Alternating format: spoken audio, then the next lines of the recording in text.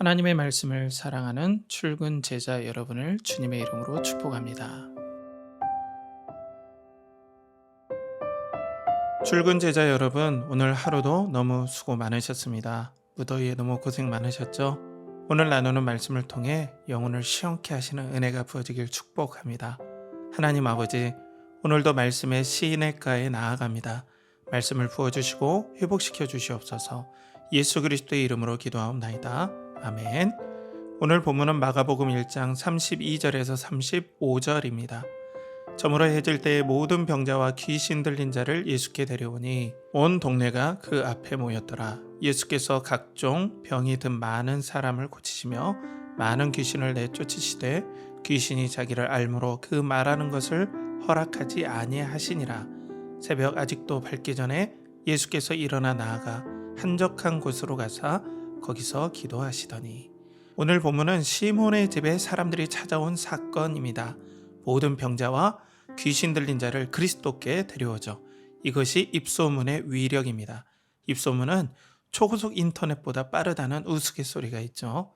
심지어 33절에는 온 동네가 그 문 앞에 모였다라고 할 정도였습니다. 저는 잠시 시몬의 집 앞 모습을 상상해 보았습니다. 병으로 힘들어하는 신음소리가 담을 넘었겠죠. 미친 듯이 날뛰는 귀신 들린 자의 소동도 눈에 그려집니다. 사람들의 웅성거림도 들리는 듯 합니다. 이런 말들이 있었겠죠. 그 사람은 나사렛 사람이다더라. 어찌 나사렛에서 선한 것이 날 수 있는가? 갈릴리보다 낙후된 곳 아닌가? 목수였다더라 등 다양한 이야기가 들렸겠죠. 예수님은 여러 말이 있음에도 불구하고 동일하게 사람들을 치유하셨습니다. 때마침 귀신이 발악하여 예수님께서 하나님의 아들임을 드러내려 했죠. 이때 주님은 허락하지 않으셨습니다. 34절에 귀신이 자기를 알므로 그 말하는 것을 허락하지 아니하시니라고 나오죠. 인기에 영합하지 않고 사명에 집중하는 모습이 보여지죠. 출근 제자 여러분, 우리 주님이 너무 멋지지 않습니까? 사명에 집중하는 진실함이 느껴집니다. 그리스도는 오직 하나님의 명령에 충성하셨습니다. 그분의 목적은 하나님 나라의 선포입니다. 병든 사람들을 고치시는 목적도 하나님의 나라가 시작됨을 알리기 위해서입니다. 우리도 주님의 메시지에 명심해야 합니다. 하나님의 나라가 시작되었습니다. 눈에 보이는 세상이 실체가 아닙니다. 만약 반드시 폭락할 주식을 알고도 살 사람은 없습니다. 당장의 상종가여도 휴지 조각 될 주식은 투자 가치가 없죠. 동일합니다. 세상 나라의 영광이 아무리 찬란해도 하나님의 나라만이 영원합니다. 출근 제자 여러분, 이 확신이 부어지길 축복합니다. 하늘 관점으로 세상을 해석하는 은혜가 부어지길 축복합니다. 이 관점이 있을 때만 우리는 믿음의 인내를 할 수 있습니다. 우리의 소망이 이 땅의 성공에만 있다면 정말 불행하지요. 없어질 것에 이 인생을 낭비하고 있는 겁니다. 그래서 성도는 복음의 전망이 있어야 합니다. 우리는 누구이고 어디로 가는지 알고 있어야 하죠. 우리는 순례자의 정체성을 지니고 있습니다. 이 땅을 지나는 나그네입니다. 이때 마음은 중심을 잡습니다. 이 마음에 평강이 임하죠. 그리스도는 아무리 사람이 많이 와도 중심을 잡으셨습니다. 아무리 핍박과 모욕을 당해도 중심을 잡으셨죠. 그 비밀이 무엇일까요? 본문은 그것을 보여줍니다. 수많은 사람들은 회복되어 집으로 돌아갔죠. 주님은 피곤하셨지만 잠깐 쉬시다가 약 새벽 4시 정도에 일어나 한적한 곳에 가셔서 기도하십니다. 여기에 신앙의 비밀이 있습니다. 그리스도는 항상 하나님을 의지했습니다. 성령의 인도하심을 따라 가셨습니다. 그때마다 회복과 능력을 경험하셨습니다. 왜냐하면 모든 회복은 성부와 성자와 성령의 관계에서 나오기 때문입니다.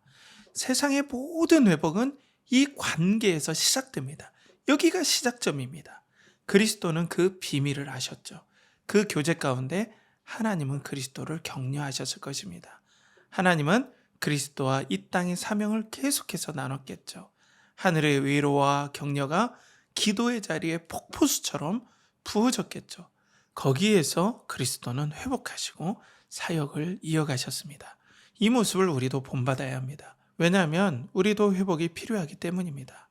우리가 사용할 수 있는 에너지는 한정되어 있습니다. 회복이 없으면 반드시 탈이 나게 되어 있습니다.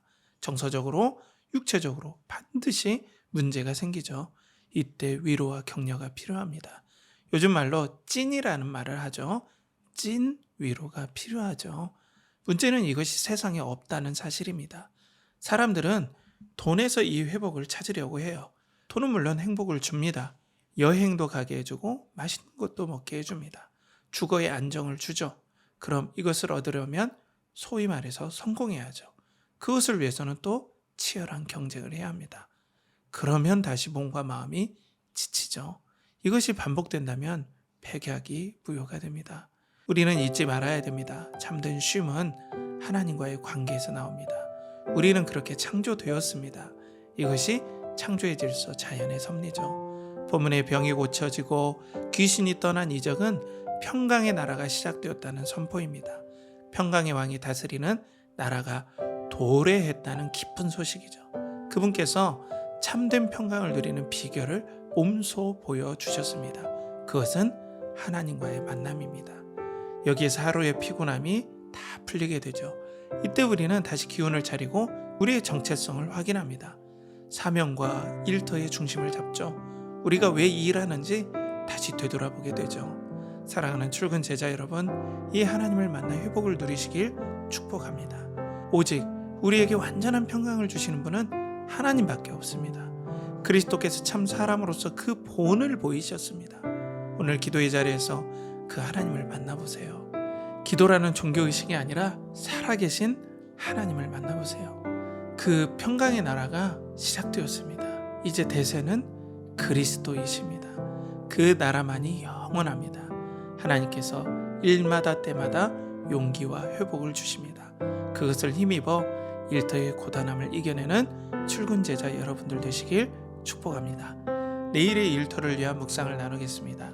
여러분이 진정한 회복을 경험할 때는 언제인가요? 함께 기도하겠습니다. 평강의 아버지 하나님, 우리에게 그리스도의 기도의 본을 보여주심을 감사합니다. 하나님께서 평강의 근원 되심을 기도의 자리에서 확인하게 하여 주시옵소서. 이를 의지하고 존귀하신 예수 그리스도의 이름 받들어 기도하옵나이다. 아멘.